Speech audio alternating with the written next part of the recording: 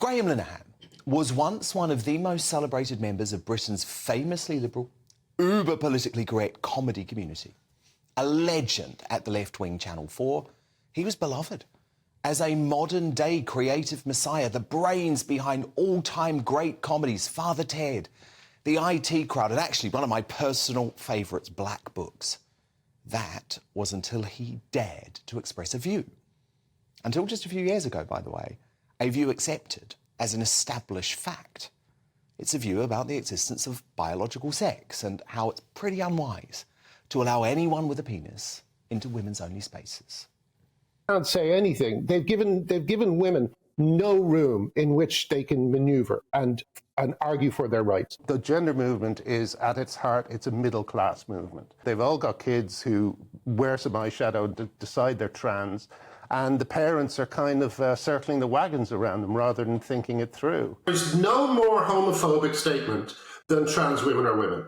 Because when you say that trans women are women, you are saying that they are women in the literal meaning of the word. That means that if a lesbian does not want to go out with a male-bodied person who identifies as trans, they are automatically considered a bigot.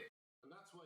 So after expressing views like that, views that I don't need to remind you are backed up by science, by common sense, and shared by the majority of Brits, but after expressing those views, Linehan found himself going from messiah to pariah almost overnight.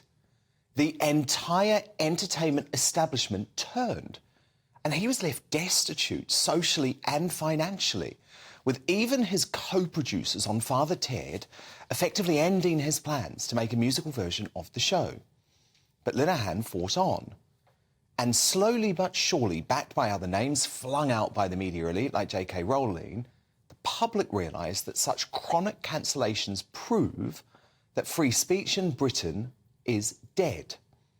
Indeed, a major GB News poll this week showed just 14% disagreeing with the statement that free speech in the United Kingdom is in decline. The attempts to deplatform folk like Linehan are now out of control, totally disproving that constant refrain from the left that cancel culture doesn't exist. Last night, our very own Andrew Doyle, who will be here later in the show, revealed that his Brilliant Comedy Unleashed event had been cancelled just 48 hours before it was due to be held, because Linehan was going to be on the bill.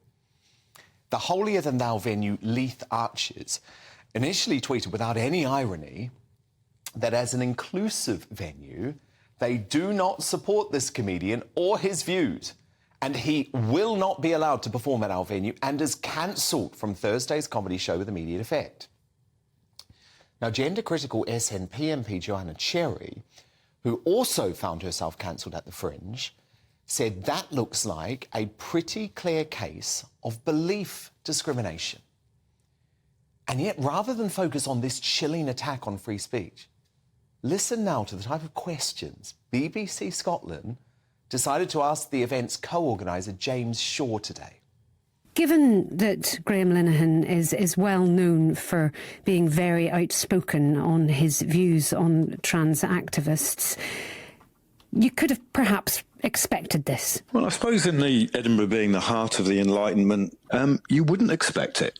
Well, we've seen comedians cancelled before at the Edinburgh Festival, and politicians' gigs were cancelled as well. They're now back and they have been performing this year, but there has been cancellations before. So when are people going to learn their lessons? You know, when a venue is going to actually stand up for, you know, free expression in the arts?